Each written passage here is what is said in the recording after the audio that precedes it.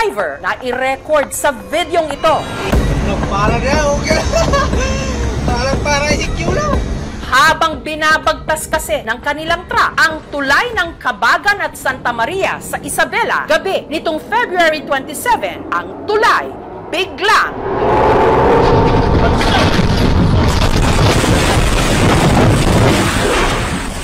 bumigay! Grabe talaga. Isang dump truck, saka isang kotse po. Maganda lang sa view pero hindi maganda ma'am yung gawa nila. Hey! Oh,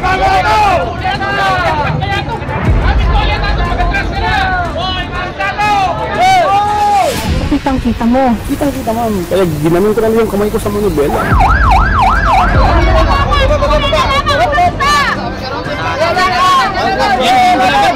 Nung bumagsak yung tulay, ano nangyari sa'yo? Nawalan po ako ng mana. ito po yung kasama ko yung ano. Grabe talaga. Pagtagsa po namin, medyo masakit yung paa ko. Ilang gabi na namin hindi ako nakakatulog kasi ang hirap makamove on. Paano nangyari na ang tulay na pinagkagastusan at ginawa sa loob ng 11 taon pinabagsak lang ng isang truck?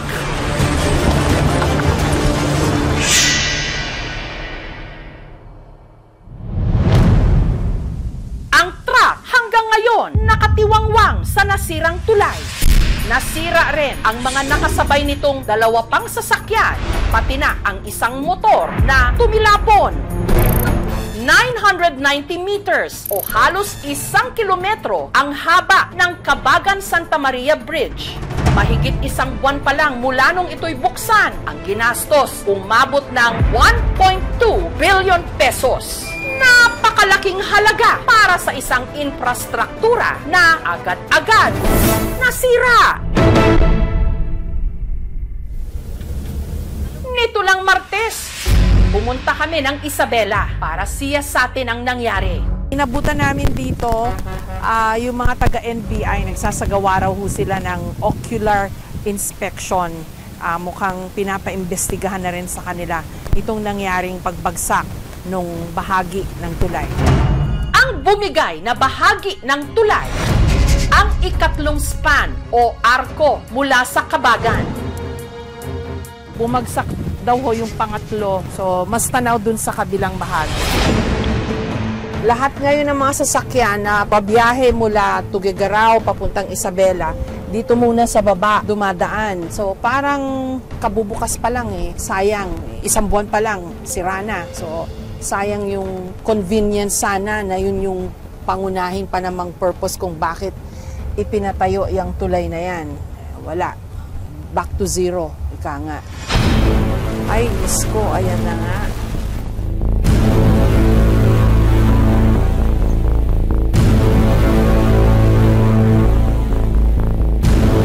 Mahigit 1 dekada ang inabot bago natapos ang tulay na ito. 3 presidente ang pinagdaanan nito. 1 buwan lang matapos itong buksan, ito'y bumagsak.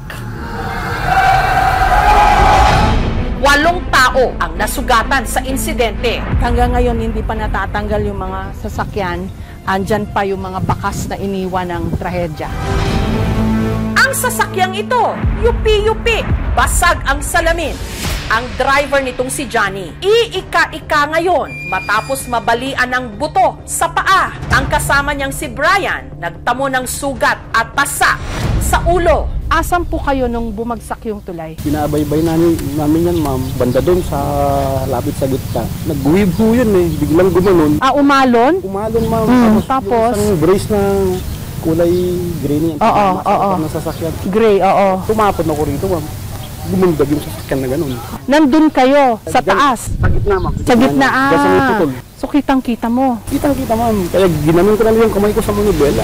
Nakalabas pa raw sila kalaunan mula sa kanilang sasakyan. Kinuha namin yung bata doon sa Innova. Dahil lumabas yung mother.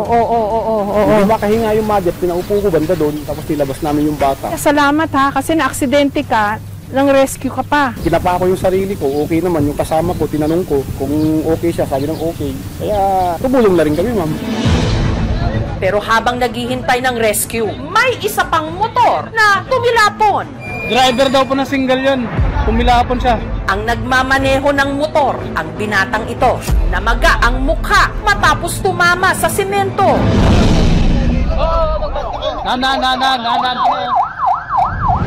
Siya ang 15 anyos na si JP. Nagpapagaling ngayon sa Cagayan Valley Medical Center. Good morning. Kamustang pakiramdam, JP? Masakit ba lahat? Yes, ma'am. Nung bumagsak yung tulay, anong nangyari sa'yo? Nawalan po ako ng malay. Hindi mo na alam. Nabali raw ang 2 buto sa kanang paa ni JP, kaya kinailangan itong operahan. Mayroon po siyang head injury. Naalog yung utak niya, may kuntong dugo, but according to the doctors, hindi naman siya operahan. Kamusta ang pakiramdam mo matapos kang maoperahan at magamot? Okay po. Umaan ng konti. Ang pinag-aalala ngayon ni Tatay Ferdinand kung paano makakaapekto ang nangyaring aksidente sa pangarap ng kanyang anak na maging pulis. Varsity player din daw ito sa basketball sa kanilang eskwelahan. Baka hindi na pwede mag-crema kasi may tama sa taka. Kaya malungkot ako, ma'am. Naputol nga man pangarap niya. Agpalaing ka balong, Di ba ni makayam data taubing ka pa nabit nga agkasya dugtong-dugtong dagi jay tulang mo niya. Kaunay nga agpampanunot agkakanat basta panunutom lang dapat lumaingat. Isang dump truck, saka isang kotse po. Ang sakay naman ng puting sasakyang ito, ang pamilya ni Ronel mula sa Santa Maria na napadaan lang daw sa tulay para bumili ng gamot sa Kabagan para sa anak niya na nilalagnat noon. Mabagal yung takbo nila, siyempre mga trucks na sila. May karga na tubo yung iba, saka yung dump truck na nagkarga ng boulders. At nung bigla raw bumigay ang tulay na kanilang binabaybay, na black mind na din ako kasi biglaan yung pangyayari ko. Ito po yung kasakamo ko yung grabe talaga. Pagtagsak po namin, masakit yung paa ko. Sinisigaw na lang namin is, Lord, ikaw nang bahala sa amin. si Ronel may bali sa katawan. Maliban naman sa tinamong compression fracture sa kanyang gulugod, na trauma rin daw ang misis ni Ronel na si Dinky. Ang hirap. Ilang gabi naman hindi ako nakakatulog, kaya humingi na ako ng sleeping pills na kay Doc, ma'am. Feeling ko parang bumabagsak ako. Ang may sakit noong anak nila, cancer survivor pa man din, nagka-fracture o may bali sa paa. Nagpapasalamat po ako dahil buhay pa rin po kami. Buti ma'am, ang matured ma'am yung pag-iisip niya. Kasi nung sinabi ko sa kanya na wala na yung sasakyan namin, wala na kaming magagamit pang pa-check up sa PGH sa kanya. Sabi niya, wag ko daw isipin yun ma'am. Ang isipin ko daw, at least buhay kami ma'am. Yun ang sinabi sa akin ma'am.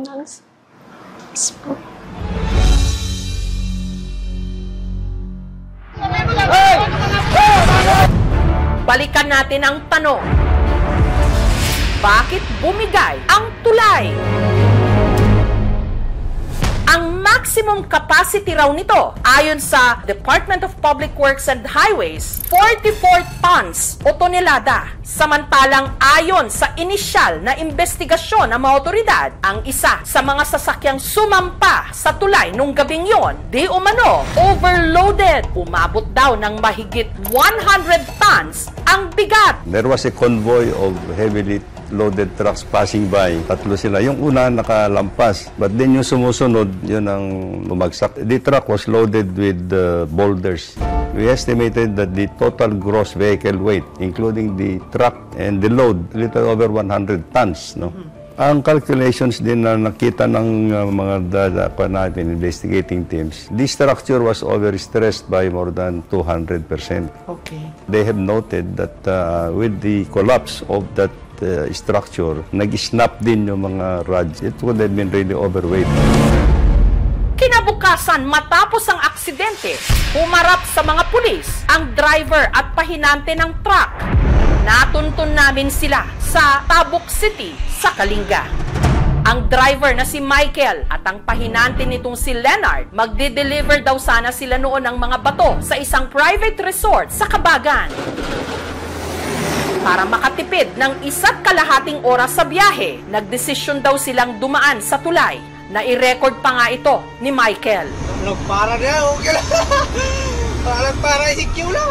Yung kasama ko, pinauna ko para hindi kami sabay sa tulay.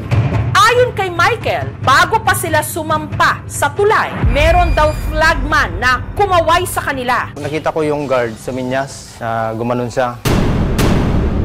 Kaya pinapasok kami. Para na, okay lang. Para isikiw lang. Pero habang binabaybay daw nila ang tulay, si Leonard may napansin. Yung pakiramdam parang lumindol. Tumunog dun sa likod, parang naputol na bakal.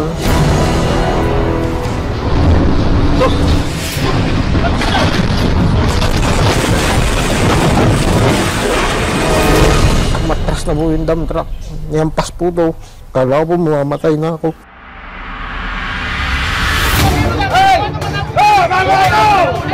Pagkabagsak ng truck, lumabas daw agad sina Michael at Leonard at umakyat sa tulay para senyasan ang mga paparating na motorista. Baka naman merong namang motor o tricycle na papasok doon o hindi makikita yung tulay. Matay lahat yung ilaw sa sa bumagsak. Kaya pumunta na kami sa taas. Pero nung nagsidatingan na raw ang mga rescuer, Malis na kami. Wala na, hindi namin maintindihan ang mga salita ng tao doon. sina Michael at Leonard nagtamo ng mga sugat at galos sa mukha. Pero paglilinaw ni Michael, hindi totoong mahigit 100 tonelada ang bigat ng minamaneho nitong truck, pati na ang mga dala-dala nilang cargo. Walang 100 tons yun. Hindi pang mining na truck yun. Sa dinami-dami naming tinadaan ng tulay, wala namang bumigay. Yun lang ang talagang bumigay na tulay. Wala naman po siguro may gusto na maputol na bigla yung tulay kasi di naman namin po inaasahan. Siyempre bago. Alam namin bago matibay. Pati ang forma ng kumpanya na nagmamay-ari ng truck, sinigundahan ang pahayag ng driver. Imposibleng 100 tons ang bigat ng truck, pati na ang mga karga nitong bato. At bilang patunay, tinimbang nila ang anila kaparehong truck na nadisgrasya sa tulay. Ang lumabas na timbang nito, 19 tons lang. At ang karga nitong bato, 41 tons. O suma total, 61 tons. Lagpas sa maximum capacity ng Cabagan Santa Maria Bridge, pero malayo naman sa estimate ng DPWH na 100 tons. Sa tabok yung mga tulay kahit sabay-sabay yung tatlo na dadaan, okay lang.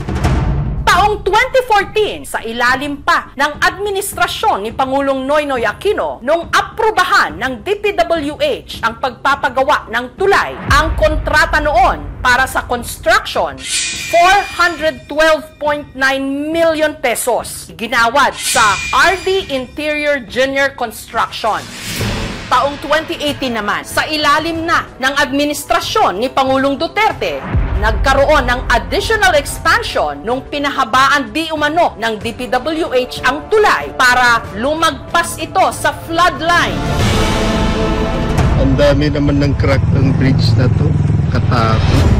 Taong 2023 naman, sa ilalim na ni Pangulong Bongbong Marcos, kahit hindi pa nabubuksan ang tulay, sumailalim ito sa tinatawag na retrofitting o pagpapatibay para maiwasan ang pagguho, lalo na kapag may lindol. Pero makalipas ang isang taon, ang gastos nadagdagan ng 115 million pesos. Hanggang nito nga lang February 1, nung sa wakas, binuksan na ito sa publiko. Pero hindi lang sa Isabela may ganitong problema. Sa Iloilo City, kontrobersyal ang Ungka flyover na inaprubahan ng DPWH at ng LGU taong 2019. Sinimula ng construction taong 2020 at ang gastos umabot ng 680 million pesos. Pero ilang linggo lang matapos itong buksan sa publiko, nasira rin agad. Meron pang ang mga bumabagsak na debris. Kaya ang ilang motorista napipilitang maglakad pababa mula rito. Lumubog din daw ang flyover ng 2 talampakan. Dahil ayon sa pag-aaral, malambot ang lupa na kinatatayuan nito o yung tinatawag na liquefaction. Retrofitting interventions na naman ang ginawa doon to stop the settlement. Nagawa naman yon. Sa Mindanao, naroon din ang Pangil Bay Bridge na kumukonekta sa mga lalawigan ng Lanao del Norte at Misamis Occidental. 2 buwan lang mula nung ito'y buksan, September 2024, agad ding nasira ang aspalto, kaya lubak-lubak. Katulad ng tulay sa Isabela, ang Pangil Bay Bridge inaprubahan 2015 sa ilalim din ng administrasyon ni Pangulong Aquino. Sinimulan taong 2016 sa administrasyon ni Pangulong Duterte. Binuksan at nasira rin agad 2 taon matapos umupo si Pangulong Marcos. Since it was still under the warranty of the contractor, pinalitan nila ulit asfalto on their own.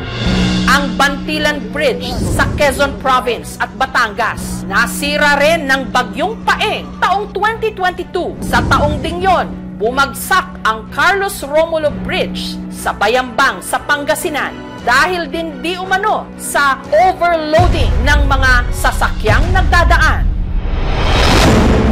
Balikan natin ang tulay sa Isabela. Ikinonsulta namin ito sa isang structural engineer, si Engineer Crescencio Natividad. Yung building na po ito ay na-design siya based dun sa AASHTO, that's our bridge design code. Initially ho, ang sabi nila, 45 tons ang maximum capacity nitong tulay. Yun daw pong truck, 102 tons. Yes, so, dun pa lang makikita na talaga bang overloaded po yung truck? Yes, ma'am. Though di ko sure dun sa talagang weight ng truck, as per DPWH, 102 nga siya. Itong nakikita nyo po na dami ng mga bato na Yes, tumapon. Mukha nga ho bang 100 tons kaya yung mga batong yan? Sabi ko nga, that's the computation of DPWH. Probably may konting exaggeration. Baka that will include din yung mga other load na naiwan. Nandun din kasi yung mga other vehicle. Ang carrying capacity nito, sabi nga namin, is actually about 30 cubic meters eh. Pag kinompute po into tons, would be... Pagka sinabi mo 1 ton per cubic meter, di 30 tons ka na kaagad. Plus the tail weight of the 15 tons yung truck. Okay. More than ka na. Bato pa yung... Pero that's still way below 100 tons, Secretary. Mabigat yung bato kasi. Kasi ang alam ko pong problema, I was there at the site, and I inquired kung meron ho bang, I don't know what you call the weighing facility, but I've seen that in some highways like Kenon, makikita mo kung anong weight nung truck. That area, wala daw pong ganun eh. Wala kami doon because this bridge, by the way, this bridge has not really been accepted by the department yet. So hindi pa, wala pang formal turnover? Wala pang formal turnover. Paano ho kaya yun, Secretary? Your bridges can only carry so much. Pero wala naman pong pangtimbang ng mga cargo truck na dadaan. That's really a big challenge actually, Jessica. I can accept that as a predicament. Because we cannot put all the weighing stations in all places, no? At saka itong tulay kasi na ito is in a secondary road lang. Yung mga nakita mong weighing stations are along the primary roads. Ang principle kasi nito, mahaba yung deck natin. Kung solong-solo niya, hindi niya kakayanin talaga. That's why naglagay tayo ng arc na may mga tension rod to help carry actually ito. So hindi lang pala design yung arko. Hindi siya aesthetic. Meron pa tayong tinatawag na transfer of load. Yung load na binubuhat nung deck slab natin, na-transfer siya. Since bumigay na yan, hindi na niya kakayanin yung load nito. Okay. Dapat may other team na magbabantay din. Mag-check dun sa ginawa ng design, mag-check nung ginagawa ng contractor, aside from the DPWH, lalo't mga special project ito. We are actually trying to engage the participation of the Association of Structural Engineers of the Philippines to help us out in the process of determining the structural stability of the bridge now so that we can proceed with the reconstruction of the damaged portion or adjust the structure in itself. Secretary, pardon me for saying this. Itong mga infrastructure na ito na ginastusan po ng bilyon-bilyon, nagiging objects of ridicule ng mga tao. Kasi nakikita ko nila na ang tagal ginawa, na perwisyo sila, tapos yung pala, defective yung pagkakagawa. So hindi nila maiwasan isipin, may corruption dyan. Ano hong reaction nyo pag ganun po ang sinasabi ng mga tao?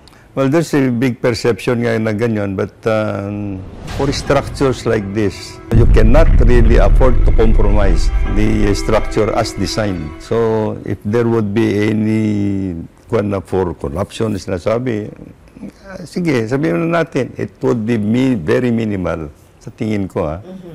Because very specific ang kwan dito sa mga structures na ganito. Very specific ang work items. Para bang yung gagawa ka ng bahay, hindi ka po pwedeng manipis ang yung mga ganon. Proper engineering is very important at the very beginning. You have to be sure that your assumptions are correct and the way you design this is correct. Tinanong ko rin si Secretary Bonoan kung may pananagutan ba ang kumpanyang gumawa ng tulay, ang RD Interior Junior Construction, na ayon kay Secretary Bonoan mismo, matagal na raw contractor ng mga proyekto ng DPWH. So may track record May track record na yan. Okay. And so far naman, this is the only incident that has been dito sa kanyang ginagawa. Sinubukan naming kunan ng pahayag ang kumpanya, pero hindi sila sumagot. Dalawang salita yan, no? Transparency at accountability. Yung konsepto ng nananagot at bukas dapat ang mga dokumento, ang mga aksyon ng gobyerno sa taong bayan para naiintindihan natin. Mahirap habulin ang mananagot kung hindi klaro kung sino ang nagpatupad ng mga programa ng gobyerno. Sayang ang pondo ng gobyerno, sayang ang buwis ng taong bayan, at maaring after a while, permisyo. That means cause of death because of this accident. For residents who are suspecting anomalies, plus your department, I'm sorry to say, has the disadvantage of being perceived for irregularities and anomalies in the past. So all of this, ano hong maisasagot nyo sa kanila? Well, I think the President is very aware of these insinuations. And he has given us full instructions that we have to be very transparent in all the works, in all the infrastructure projects that we are undertaking now.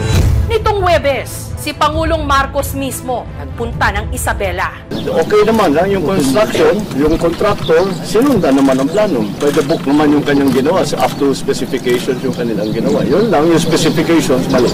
Ayon sa panayam ni Pangulong Marcos sa mga taga-media na naroon, ang may diferensya ang disenyo ng tulay. It is a design flaw. Mali yung design. Ang project cost ito is 1.8 billion. So, binawasan to under 1 billion para makatira.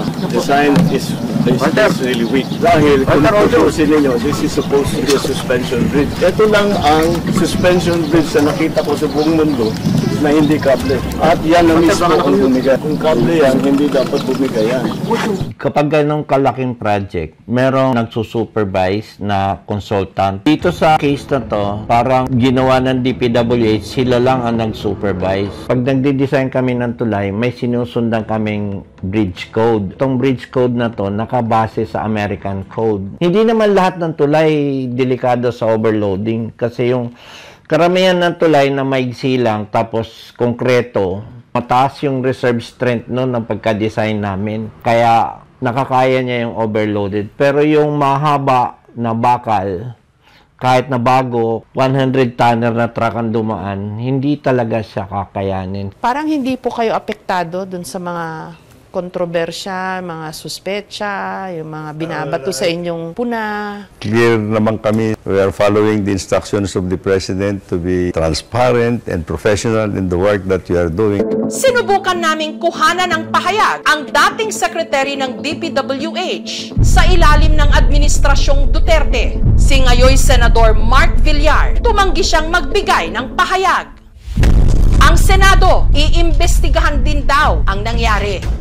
Ginawa ba ito ng maayos? O may tongpats? O meron bang katiwalian? Sino ang dapat managot? We will try also to see what is the liability of the truck driver or the truck owners. Kasi pumasok sila doon, only light vehicles were allowed na paskil. May announcement po ba? May nakapaskil, nakapaskil on both ends of the bridge that only light vehicles are allowed and heavy vehicles are not allowed. Wala kaming nakita talaga. Walang kulong na nangyari kasi during that time, hindi pa natin ma-ascertain kung yung criminal liability ng bawat isa. Binibase pa muna yung investigation natin dun sa mga insidente na mga nangyari. Pwede siyang mag-file ng criminal case, cyber libel kung ginawa online, or oral defamation. There are a number of Supreme Court decisions na ginagawang liable si DPWH because of their gross negligence. Baka may gusto pa ho kayong sabihin to address all of these issues. We have a motto here, build better more. Yeah, in the next few years, we will see that there will be many major projects that will be underway, and the infrastructure landscape of the Philippines will be better na makita natin under this administration. Huwag naman po nilang tipirin sa pondo yung ginagawa nila. Kaligtasan naman tao yung kapakanan nila, di ba? Hindi naman kaligtasan yung kanilang bulsa. Napakarami pa ring mga lugar sa ating bayan na hindi naaabot ng mga serbisyo at infrastruktura ng gobyerno. Mga batang kinakailangang tumulay sa lubid ng kamatayan para lang makapasok ng eskwela.